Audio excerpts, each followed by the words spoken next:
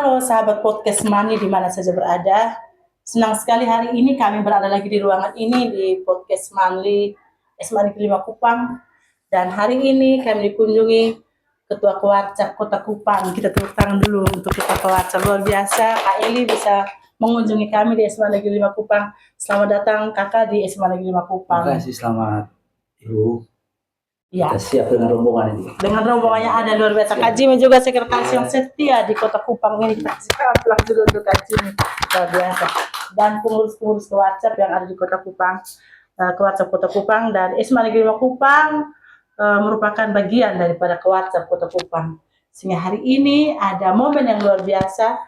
Kak Eli, kira-kira hal yang paling membuat Kak Eli sangat bersemangat pada usia 63 tahun di hari ulang tahun Pramuka yang ke-63 ini, Kak Eli bersemangat sekali datang ke sekolah lalu melantik kami pengurus pengurus di SMA Negeri 5 Kupang ini.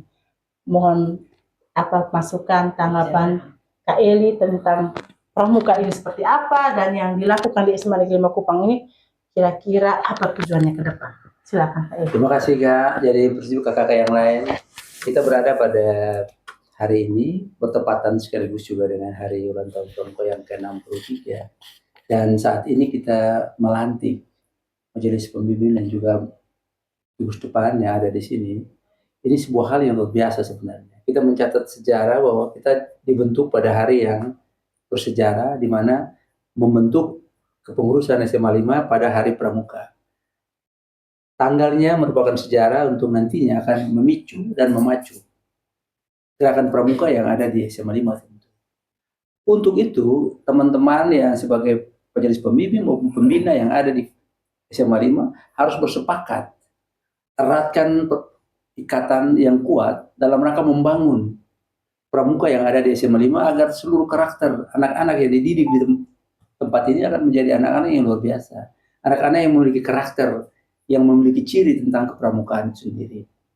Karena kita tahu bahwa ketika kita bicara berada di pramuka, kita tentu akan diubah secara pelan-pelan menjadi seorang karakter yang akan peduli terhadap berbagai hal dalam diri kita sendiri, dalam lingkungan bagaimana kita berada, bagaimana juga kita meningkatkan personalitas kita untuk bisa menjadi lebih baik. Itu hanya bicara tentang bagaimana pramuka. Untuk itu saya melihat bahwa SMA 5 ini sudah cukup luar biasa buat saya dan teman-teman. Ini kita semua hadir, ada berenam di sini. Hadir mendampingi Bapak Kepala Sekolah untuk memberikan support dan semangat. Lalu lewat pelantikan ini bukan sekedar selesai di pelantikan, tapi bagaimana mereka memicu untuk bisa lebih maju lagi Pramuka di SMA Negeri 5 ini. Kita mengharapkan dengan adanya pelantikan saat ini, kita di gugus depan juga untuk Kewarcap sudah menyiapkan juga untuk proses peningkatan status daripada kepramukaan untuk Pramuka Garuda untuk bulan November nanti. Kiranya juga SMA 5 bisa berperan mengambil bagian situ, dan ketika diseleksi menjadi tingkatan Pramuka Garuda yang ada juga di SMA Negeri 5. Itu yang harapan kita, sehingga perlu ada semangat dan gerakan yang sama dari masing-masing pembina yang ada di SMA 5 untuk bisa memajukan Pramuka di Kota Kupang. Karena kita tahu bahwa Pramuka ini luar biasa. Pramuka akan bisa menjadi yang luar biasa untuk orang-orang yang luar biasa nanti. Oke, luar biasa. Senang sekali Kak. Dan memang Pramuka ini salah satu wadah untuk membentuk karakter ini. Kami sebagai kepala sekolah, sebagai kepala sekolah, kami mengakui, melihat itu yang benar bahwa sebagai wadah untuk pembentukan karakter.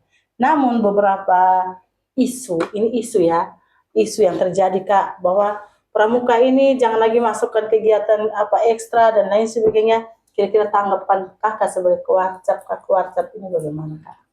Begini, ada hal baik dan ada hal yang tidak baik. Ketika sesuatu yang baik, ketika dia tidak tertampung dalam satu regulasi, bukan berarti dia tidak boleh dimasukkan. Tetapi itu hal baik yang perlu kita tingkatkan. Kalau dia baik, makanya ada ekstrakurikuler banyak. Ada banyak hal juga untuk meningkatkan kualitas anak didik dan sebagainya di setiap sekolah. Lalu kita mencoba untuk menggali berbagai potensi untuk mengangkat itu. Dasar regulasi jelas, undang-undang sudah ada tentang pramuka. Dan kuncinya sudah jelas. Banyak orang yang berhasil di Indonesia ini itu juga basicnya dari pramuka. Basicnya dari pramuka. Sehingga yang namanya kurikulum wajib dan bukan wajib itu merupakan kelihayan seorang kepala sekolah untuk menginisiasi ini.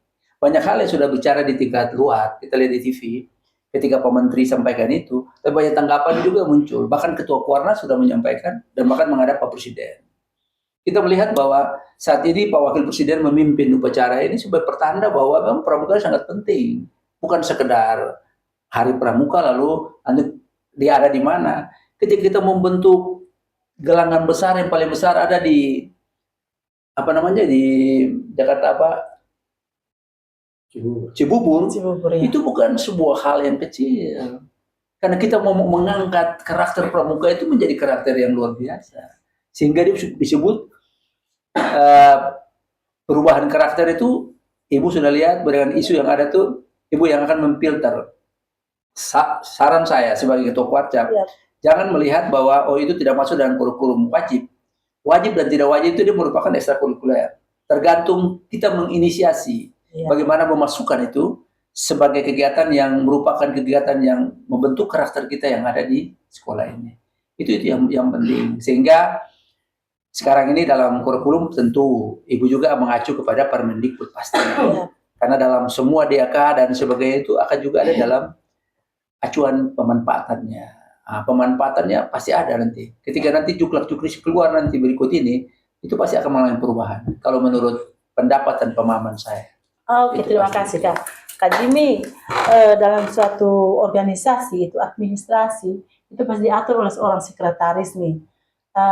Kami di gugus depan kadang-kadang banyak sekali kesulitan untuk mengurus suatu administrasi yang berhubungan dengan kepramukaan. Mungkin pada momen ini Kak Jimmy bisa menyampaikan kepada kami supaya kami gugus depan yang ada di wadah di Kota Kupang ataupun yang ada di Nusa Tenggara Timur, kami semua mempersiapkan segala sesuatu yang dibutuhkan untuk administrasi.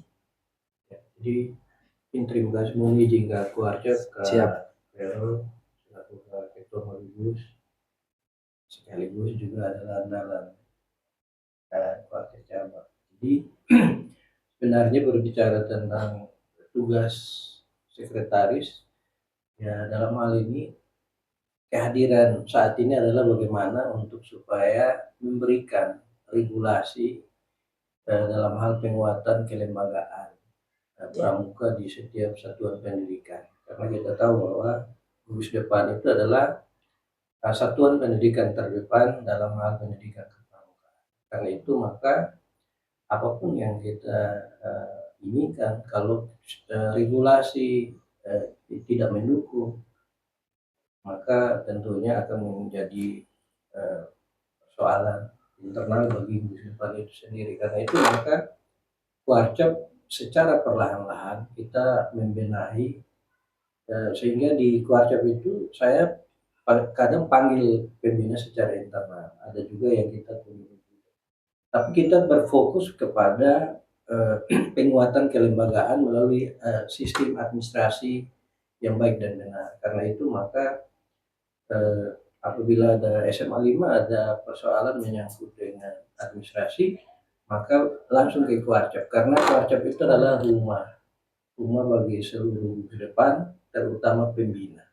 Karena itu maka kami siap di sana. Itu tinggal bawa flash, di copy dan kemudian data tinggal diikuti, dan itu butuh waktu yang panjang untuk saya harus bagaimana menyiapkan itu semua. Karena itu maka kalau gugus depan pembina tidak mau memanfaatkan itu, maka pasti ke depan semakin akan kita tidak bisa bicara kegiatan mungkin oke. Tapi kalau tidak didukung oleh kelembagaan yang baik dalam hal administrasi, itu dampaknya itu akan dipertanggungjawabkan yang mengakibatkan ada yang suka pasti mendukung, ada yang tidak. Nah karena itu maka sekarang kita Kuarcap Kota Kupang pembina itu tidak boleh mengangkat diri sebagai pembina tanpa pengakuan dari Kuarcap. Salah satu adalah melalui pelantikan tadi. Sebenarnya sebelum pelantikan setiap pembina itu diterbitkan SK ditandatangani oleh ketua Kuarcap yang menetapkan bahwa dia sebagai pembina satuan ditempatkan di sekolah. Nah dari situ baru kemudian bermusyawarah sehingga terbentuklah kepengurusan UDEP itu. Tetapi tidak ada persoalan. Kita sementara melakukan pembinaan ke depan sehingga dari sejak kita menerima Warcep kota ini kan UDEP kita kan 50, sekarang sudah 200 lebih. Sudah 200 lebih dan Gus Depan Siaga itu sekarang sekitar 120. Sementara 40 Gudep 40 itu Gudep Penega, 47 atau 49 itu Gudep Penggalan. Karena itu maka kita semakin ke depan justru semakin banyak Gudep, maka Kuarcap harus siap secara kelembagaan. Karena itu tadi, nah itulah maka mungkin SMA 5 kita berharap menjadi contoh supaya penguatan kelembagaan itu mulainya itu dari data pembina. Siapa pembinanya itu harus terregistrasi di Kuarcap. Itu. Sehingga registrasi itu baik dari sisi pengakuan melalui ijazah sebagai pembina itu kan harus KMD, KMR. Kemudian ada melaksanakan rencana tindak lanjutnya sehingga ada surat keterangan narkarya, kemudian dikeluarkan SK penetapan sebagai pembina, kemudian keluarlah kita sudah pembina. Nah itu kita harus sampai situ. Nah sekarang kita ada sementara, sehingga kalau Kota Kupang menjadi kota pramuka, tentunya kita sampai detik ini kami selalu berdiskusi dengan Warcep dan tidak hanya karena seragam pramuka, tapi harus dari keterpanggilan. Bukan hanya semata-mata panggilan, tapi kita harus semua merasa keterpanggilan itu, sehingga administrasi mulai dari administrasi diri, bagaimana supaya proaktif ke Kuarcap sehingga bisa Kuarcap memberikan data sehingga terdata di Kuarcap itu penting karena pramuka ini apalagi sekarang tadi disinggung kegiatan eskul antara wajib dan tidak wajib. Sebenarnya pramuka tidak bisa disamakan dengan eskul yang lain karena pramuka ini bukan eskul pilihan. Itu. Ada 3 hal yang di pramuka itu. Yang pertama pramuka, kepramukaan, dan gerakan pramuka. Ini yang orang tidak paham. Sebenarnya pramuka itu adalah anggota pramuka. Nah, bagaimana dia menjadi anggota pramuka? Dia harus paham dulu kepramukaan. Jadi kepramukaan itu semua orang itu diatur dalam Undang-Undang Nomor 12 Tahun 2010 itu. Tetapi kemudian untuk menjadi anggota pramuka ini yang mereka yang sudah tahu kepramukaan, pendidikan kepramukaan, kemudian mereka terlibat menjadi anggota pramuka sampai dengan memiliki tanda kecakapan. Nah, itu baru anggota pramuka, sehingga mereka yang punya hak untuk berkemah dan sebagainya. Selama mereka hanya sebagai siswa dan mengikuti kepramukaan, itu undang-undang melarang tidak boleh berkemah. Oh iya, jadi sekarang kan kita kemah ini kan sepertinya suka-suka siapa yang punya kesempatan untuk berkemah, kemah suatu begitu. Tapi sebenarnya harus ada aturan yang mengikat kita di dalamnya. Jadi pramuka itu, yang dimaksud dengan pramuka itu adalah anggota pramuka, yang mereka yang punya kewenangan untuk berkemah. Sementara kepramukaan ini kan hanya pendidikan, mereka semua wajib untuk mengikuti, tapi untuk mengikuti. Nah karena itu maka yang Permendikbud nomor 63 di blok yang mewajibkan siswa berkemah itu tentunya menabrak undang-undang pramuka yang melarang. Nah ini yang makanya terjadi persoalan, harusnya diperbaiki di bloknya, bukan dicabut Permendikbudnya. Itu harus. Oke, baik. Terima kasih Kak Sekretaris, ini luar biasa paham benar tentang pramuka. Jadi kalau teman-teman yang tidak paham tentang pramuka ke Warcep Kota Kupang, di sana kita menjelaskan dengan baik. Dan ada kakak pengurus yang ada di sini. Mungkin boleh 1-2 kata, kan capek sekali nih ketika melakukan aktivitas. Tapi kan kita kan tidak punya dana untuk honor kita kegiatan ini. Tapi kakak ini saya lihat semangat yang luar biasa. Silakan Kak, dari Kak Lin. berbicara tentang pramuka, memang saya sudah sejak dari SMP sudah punya niat dan minat untuk pramuka, walaupun orang katakan bahwa pramuka itu hanya pergi bermain, pergi tepuk tangan dan banyak, itu tidak demikian. Di dalam kepramukaan itu kita mendapatkan ada hal-hal yang baik yang terimpresi di dalamnya tentang sikap perilaku kita. Bagaimana kita menanamkan sikap perilaku kita terhadap anak didik kita dengan berpatokan pada kurikulum pramuka itu, yaitu pada SKU dan SKK. Mungkin seperti itu. Oke, Terima kasih. Saya kembalikan. Silakan Ibu Kak Yohana. Jika bicara tentang pramuka, saya senang sekali untuk mengikuti kegiatan-kegiatan itu. Saya sebagai pembina, saya senang sekali.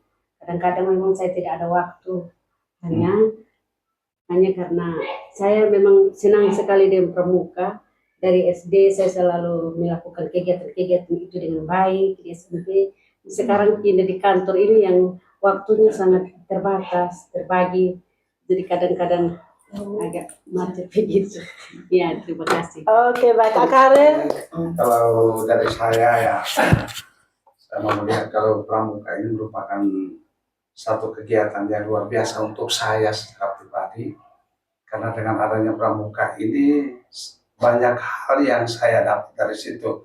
Mulai dari saya menggeluti pramuka ini, saya baru SMP baru mulai masuk pramuka.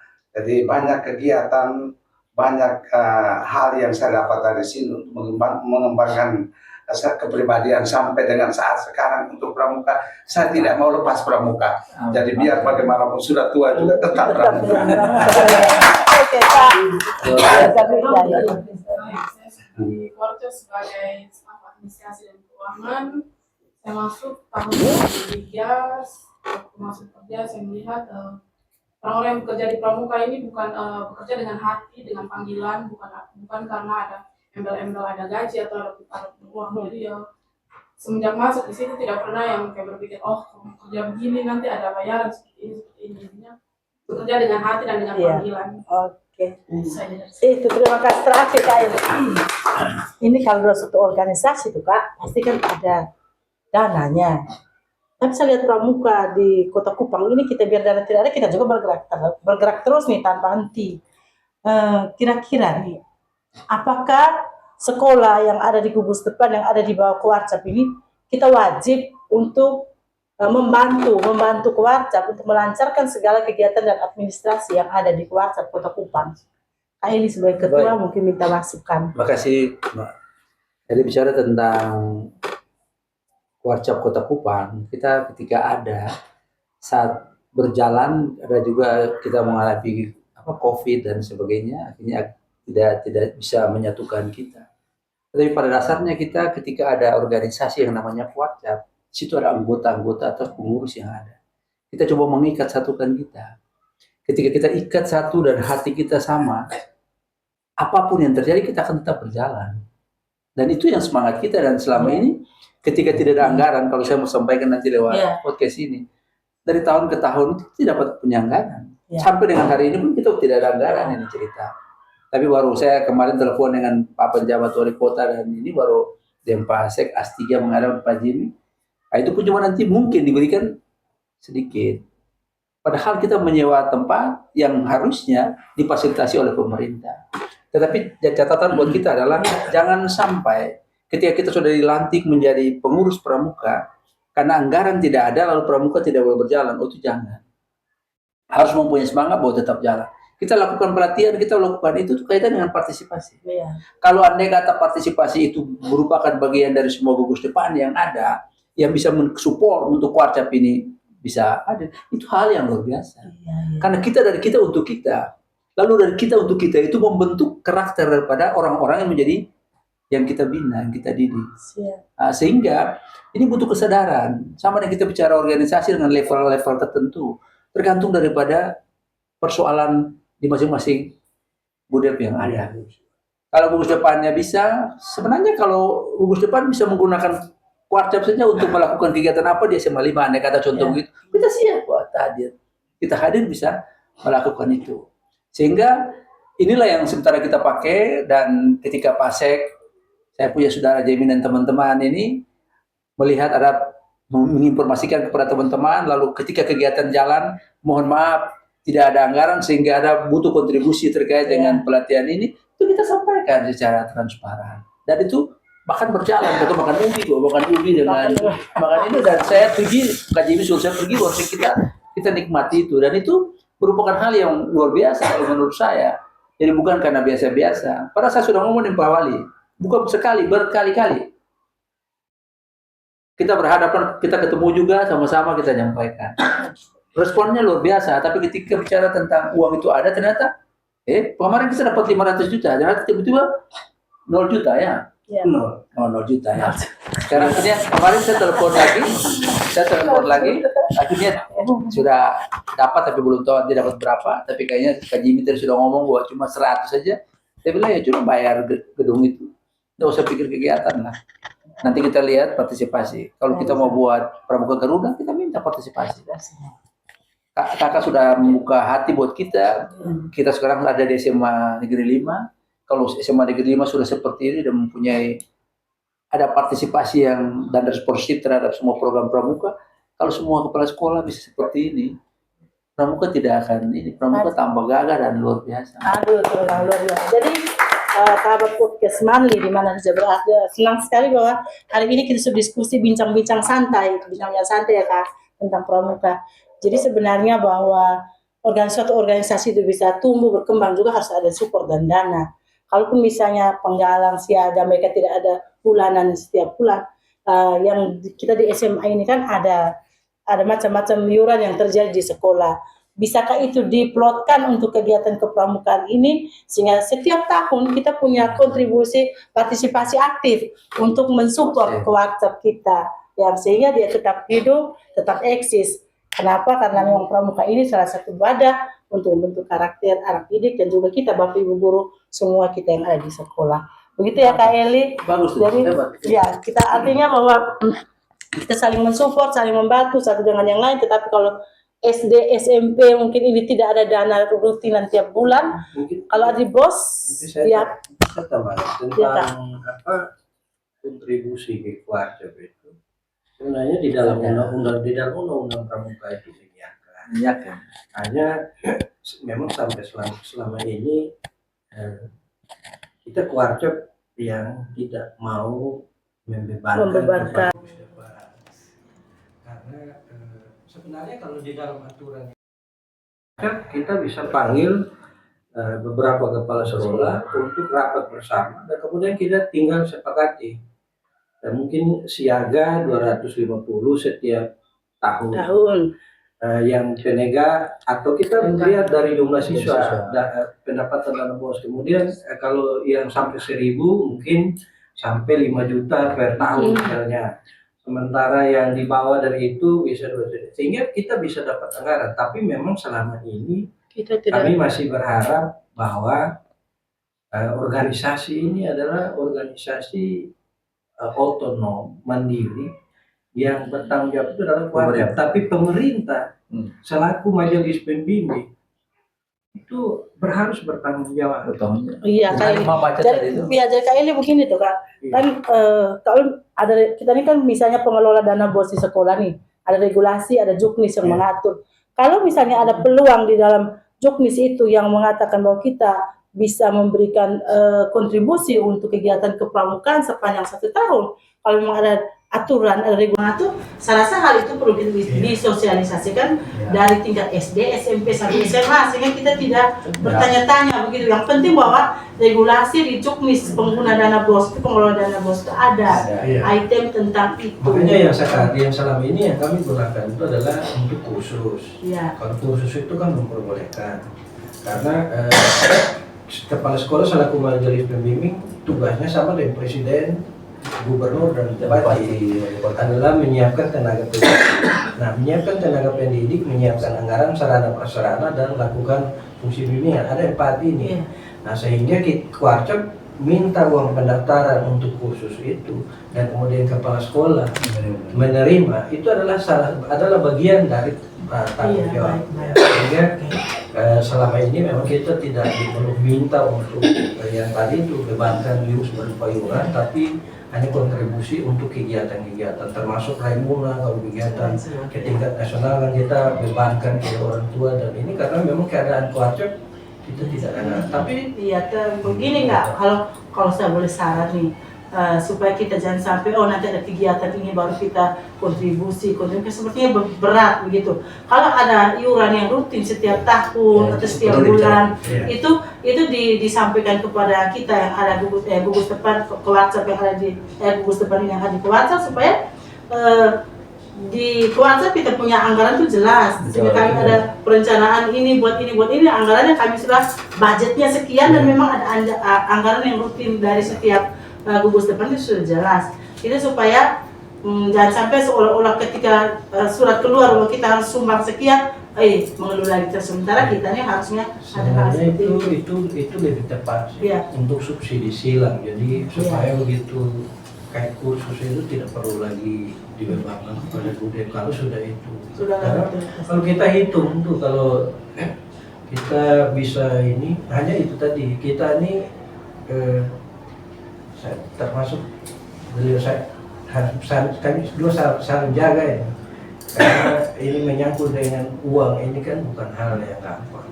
Karena itu maka ya itu tadi hati-hati dan harus didukung oleh teman-teman. Nah, ini satu hal yang memang agak berat, dan kami sampai detik ini karena saya ada di situ, saya prinsipnya itu adalah menjaga Kuarcap Kota Kupang itu jangan sampai masuk ke dalam politik, dan kemudian anggarannya besar tapi karena politik. Nah itu kita harus menjaga itu, karena jangan sampai. Oke, terima kasih, tepuk tangan dulu kalau itu. Berarti kita statement kira-kira apa untuk kami, para Kamabikers dan adik-adik semua yang ada di bawah wadah Kuarcap Kota Kupang. Terima kasih Kamabikers, teman-teman yang sudah hadir bersama-sama dengan kita lewat podcast saat ini. Sudah dibincangkan cukup banyak yang menarik, tapi juga ada harapan, juga ada tantangan. Bagaimana harapan itu bisa dicapai? Tentu bisa meminimalisir semua tantangan yang ada tentu. Secara internal terkait dengan DSM 5, ada banyak hal juga yang harus menjadi catatan untuk harus diperbaiki untuk ke depan. Terkait dengan budgeting terkait untuk pengembangan pramuka, itu merupakan sebuah hal yang menjadi pergumulan. Kalau menjadi pergumulan, kita harus bincangkan bersama supaya menjadi satu kesepakatan antara kita dengan seluruh budaya yang ada, agar ketika kita melangkah maju itu pasti tanpa harus ada hal-hal yang nanti menjadi perbincangan keluar ke kita. Untuk itu, ketika kita podcast hari ini, kita merasa bangga dari Kuarcap. Kita cukup lama di sini, bisa ada bersama dengan Kamabikers, dengan juga semua majelis pembimbing dan pembina yang ada. Kita harapkan menjadi model lah di SMA 5 untuk ke depan menjadi pramuka, karena kebetulan Kepala Kamabikers juga seorang pembina pramuka, bisa menjadi model. Dan kita ada, andai kata pun dalam bicara budget untuk bicara kontribusi, kalau tidak ada kegiatan di sini aja dibuat, menciptakan lewat dana BOS, kita hadir, kita ada, dan kita akan buat di sini. Oke, terima kasih sahabat podcast Mani di mana saja berada. Inilah bincang-bincang satu yang luar biasa di hari ulang tahun Pramuka yang ke-63. Kita dari Kota Kupang mengucapkan selamat hari ulang tahun Pramuka yang ke-63. Salam Pramuka. Salam. Ya.